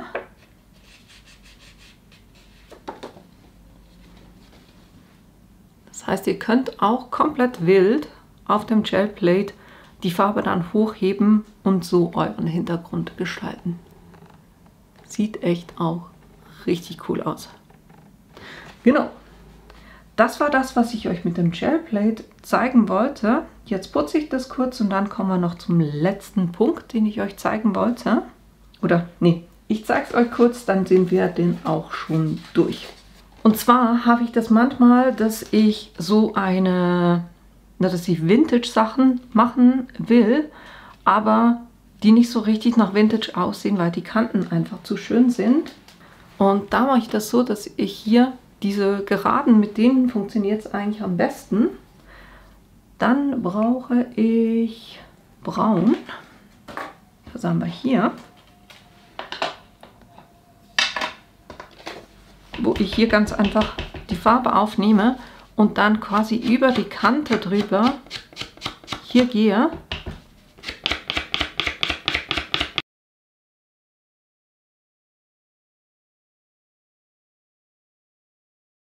Und dann habt ihr, anstatt diesen zu scharfen quasi Abschluss, wunderbar die Kanten, seht es vielleicht hier beim Schriftzug am besten, ist der so distressed, das heißt, er sieht so ein bisschen nach Vintage auch aus und so passt das Gesamtbild dann besser zusammen. Dafür verwende ich die auch sehr gerne. So, das war es jetzt an den Optionen, die ich euch zeigen wollte. Ich mache jetzt hier kurz alles sauber und dann zeige ich euch noch kurz die Tools, die ich heute verwendet habe, damit ihr da auch so ein bisschen das seht. Genau, also von den Tools her natürlich die Distress Oxide Inks. Das ist meine ganze stolze Sammlung und die wächst gerade, die verdoppelt sich nächste Woche. Es gibt bei der Ranger-Seite, also www.rangerinc.com, könnt ihr dieses Blatt runterladen und ich habe das einfach gemacht, damit ich eine gute Übersicht habe, was ich eigentlich schon für Farben habe, weil ich stehe dann immer an der Messe und denke so, habe ich die oder habe ich die nicht? Ja, von dem her, ich habe ein Blatt, da stemple ich die ab, das fotografiere ich, dann habe ich quasi meine Palette immer auf dem Handy dabei und weiß, welche noch fehlen. Warum sage ich, meine Sammlung wird gerade mal verdoppelt nächste Woche? Weil ich eine Großbestellung gemacht habe, weil die nämlich Zalando jetzt auch hat. Das heißt, ich muss nicht irgendwo im Ausland zusammensuchen, wo ich die bekommen könnte, sondern kann die ganz einfach jetzt in der Schweiz bei Zalando bestellen. Diejenigen jetzt außerhalb von der Schweiz, die findet ihr echt, also die findet ihr echt an super vielen Orten. Das Craftelier hat die auch, wenn ihr da Bestellungen macht, oder wirklich ganz viele Orte in Deutschland auch und bestimmt auch Österreich. Sucht einfach im Internet mal nach Distress Oxide und da findet ihr die garantiert. Das mal das wichtigste Tool am Ganzen, nämlich die Distress Oxides. Dann das erste, was ich euch gezeigt habe, ist eben das Blenden und da gibt es wirklich super viele verschiedene Tools. Wenn ich mit Schablonen arbeite, dann verwende ich super gern die Bürsten. Da bekommt ihr so ein bisschen ein leichteres Ergebnis. Könnt auch wunderbar blenden mit denen, also gerade so, wenn ich hier mit solchen Schablonen arbeite, geht wunderbar mit der. Ich gucke jeweils, dass ihr seht, ich habe hier verschiedene Farben und ich habe jetzt nicht für jede Farbe einen Pinsel, sondern ich versuche einfach, wenn es in der Farbfamilie drin ist, dann alles, was blau ist, nehme ich dann den und reinige den vorher so ein bisschen auf einem Blatt. Natürlich könnt ihr den auch nass reinigen, geht auch. Und da gibt es auch, das habe ich mal an eine Messe mitgenommen, quasi so ein Tool, wo man das dann, wenn man es eben mit Wasser reinigt, quasi das da drüber schrubben kann. Kann ich euch keinen Link geben, ich habe das in Stuttgart an der Messe gesehen und das da gekauft. Aber ihr könnt es auch ohne das natürlich reinigen. Dann gibt es von diesen Pinseln auch verschiedene Größen. Hier so eine mittlere Größe, hier eine ganz kleine Größe. Das als Unterschied. Und dann gibt es natürlich auch noch diese ganz großen.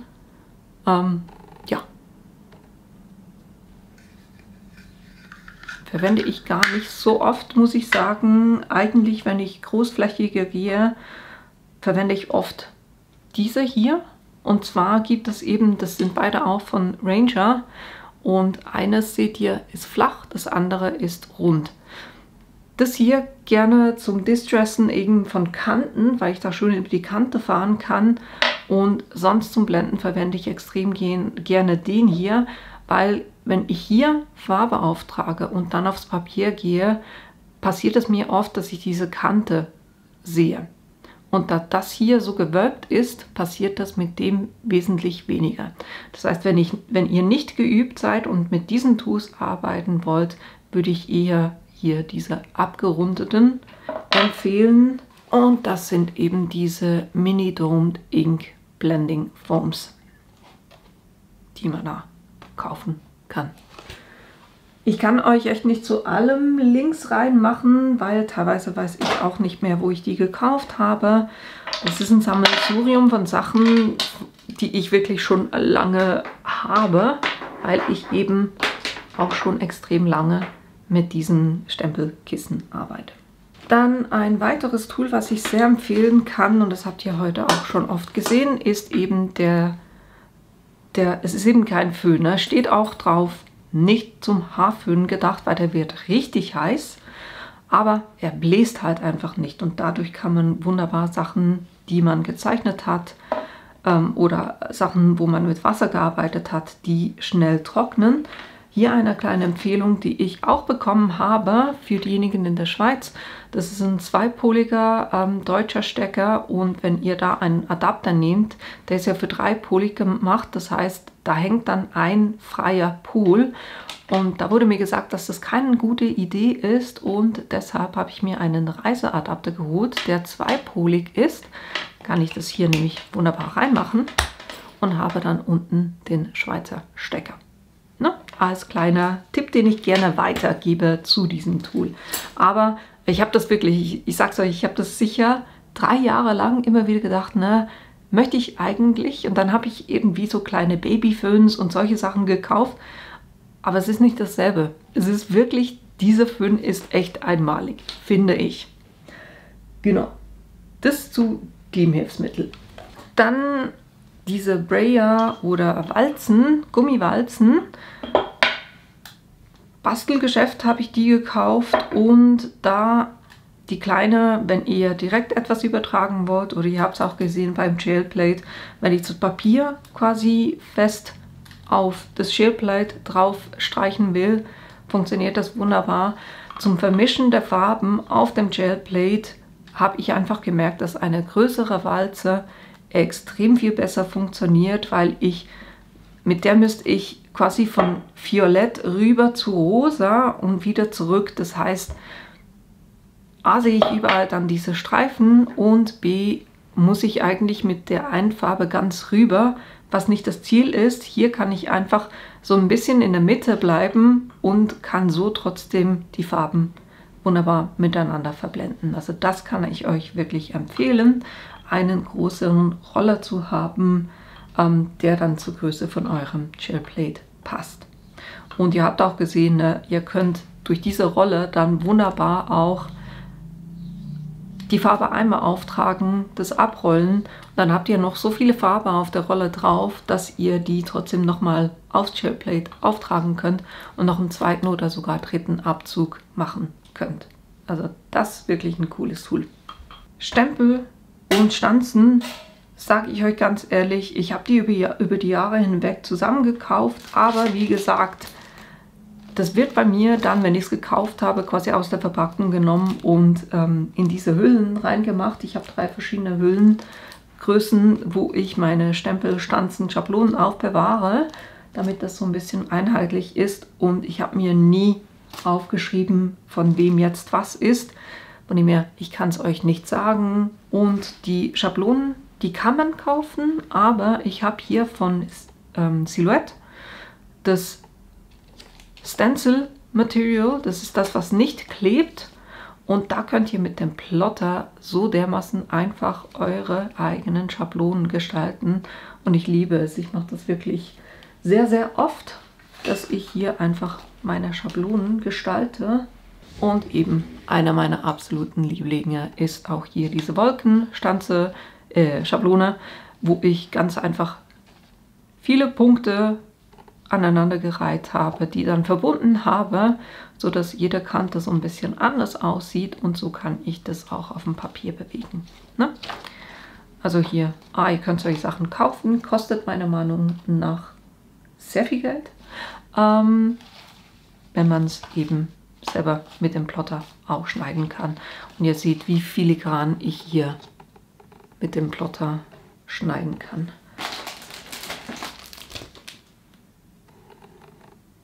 Und die Herzchen sind super klein, geht alles wunderbar. Dann das Jailplate. Da habe ich, auch die habe ich schon seit Jahren, weiß ich auch nicht mehr, wo ich die her habe, aber ich versuche ein bisschen was zu finden, damit ich euch Links reinmachen kann. Gel Press, Gel Printing Plate.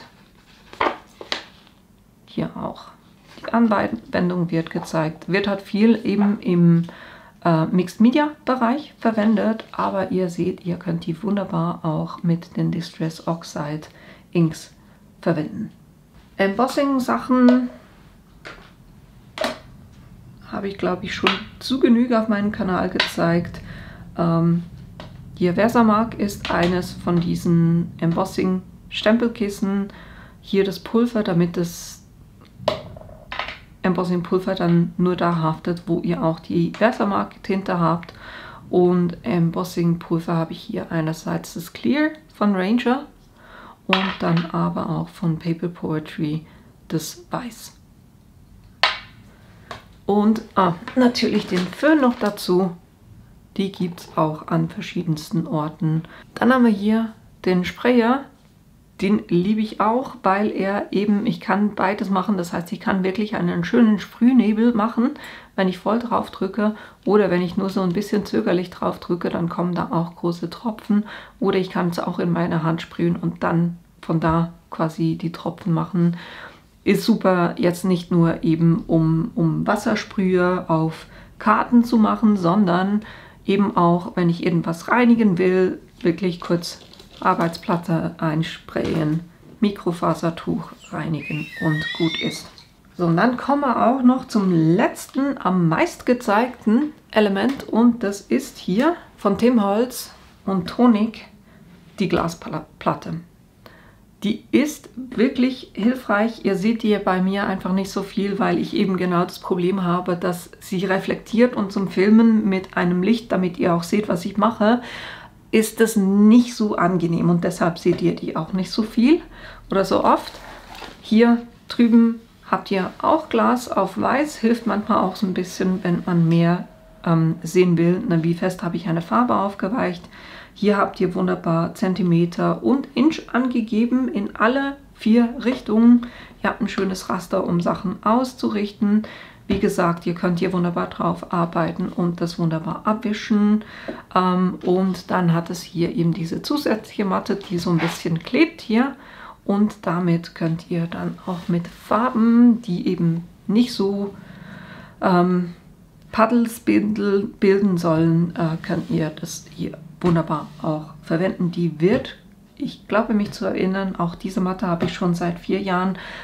Ich glaube mich zu erinnern, dass die mitgeliefert wurde. Plus, den habe ich jetzt nicht hier, aber es hat auch dann einen Lineal noch, der quasi oben an der Kante läuft und man so auch wunderbar das quasi als T-Ruler verwenden kann. Das heißt ein T-Lineal.